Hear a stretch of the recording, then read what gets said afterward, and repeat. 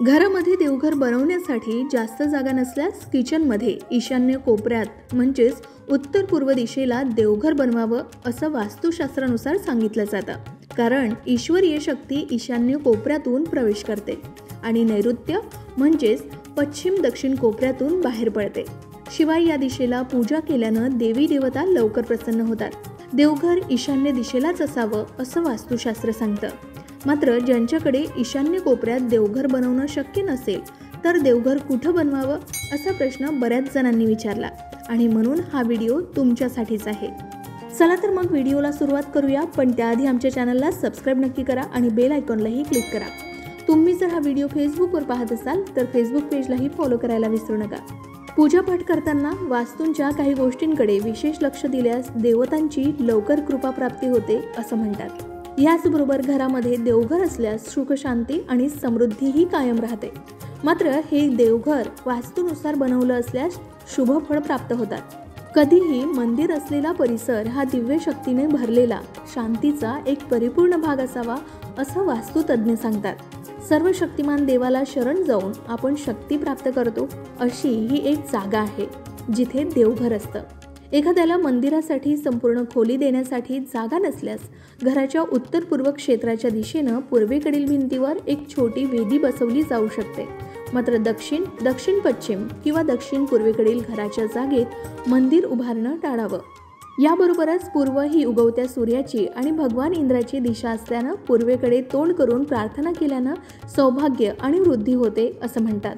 शिवाय पश्चिमेकडे तोंड करून प्रार्थना केल्यानं संपत्ती आकर्षित होण्यास मदत होते। याबरोबरच उत्तरेकडे तोंड करून पूजा केल्यानं योग्य संधी आणि सकारात्मकता आकर्षित करण्यास मदत मिळते असं सुद्धा सांगितलं जातं। म्हणून वास्तुशास्त्रानुसार मंदिराच्या दिशेनुसार प्रार्थना करताना दक्षिणेकडे तोंड न करणं चांगलं असतं। त्यामुळे घरातील मंदिराच्या मुखाची दिशा दक्षिणेशिवाय कोणतीही असू शकते। याबरोबरच गुरु हा ईशान्य म्हणजेच उत्तर पूर्व दिशेचा स्वामी आहे, ज्याला ईशान कोण असं म्हणून संबोधलं जातं। ईशान हा ईश्वर किंवा देव आहे आणि या प्रकारे ती देवाची गुरुची दिशा आहे, म्हणूनच तेथे मंदिर उभारण्याचा सल्ला दिला जातो।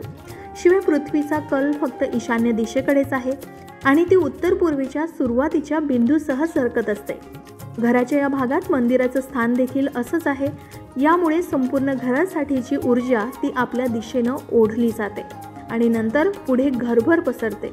हा एक शुभ भाग मानला जातो। त्यामुळे तेथे राहणाऱ्यांना समृद्धी आणि चांगलं आरोग्य सुद्धा मिळतं असं म्हणतात।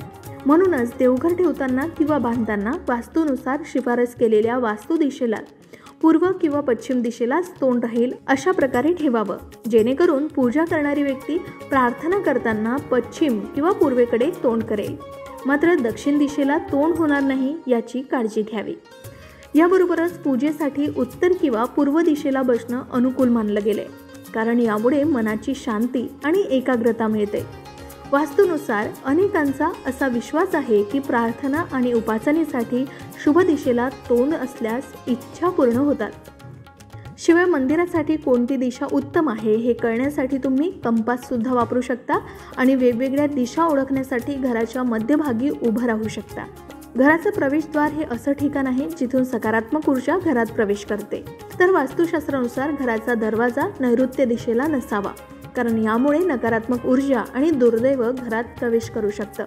या दोषावर एक वास्तू उपाय म्हणजे दाराबाहेरील टाईल्सवर भगवान हनुमानाच्या 2 प्रतिमा लावल्या जाऊ शकतात। शिवाय सकारात्मक आणि चांगल्या ऊर्जेचा प्रवाह सुनिश्चित करण्यासाठी तुमची घराची योजना वास्तू अनुरूप असणं आवश्यक आहे। शिवाय स्वयंपाकघर आग्नेय कोपऱ्यात असावं। उत्तर किंवा ईशान्य दिशेला स्वयंपाकघर बांधणं टाळावं, जी वास्तूनुसार मंदिरं किंवा पूजा खोलीसाठी सर्वोत्तम दिशा आहे। त्याचप्रमाणे या दिशेला स्नानगृह सुद्धा नसावं, ज्यामुळे आपल्या घरात आरोग्य आणि आर्थिक समस्या सुद्धा उद्भवू शकतात। तर अशा प्रकारे ज्यांना ईशान्य कोपऱ्यात देवघर बनवणं शक्य नसेल तर त्यांनी वास्तुतज्ञांचा सल्ला सुद्धा एकदा नक्की घ्यावा। अशाच प्रकारच्या माहितीपूर्ण व्हिडिओसाठी लोकमत भक्ती चॅनलला नक्की सबस्क्राइब करा आणि बेल आयकॉनला क्लिक करा, म्हणजे आमच्या नवनवीन व्हिडिओचं नोटिफिकेशन तुम्हाला मिळत राहील। तसेच योग्य आध्यात्मिक मार्गदर्शनासाठी लोकमत भक्तीच्या फेसबुक पेज आणि इन्स्टा पेजला लाईक आणि फॉलो करायला विसरू नका।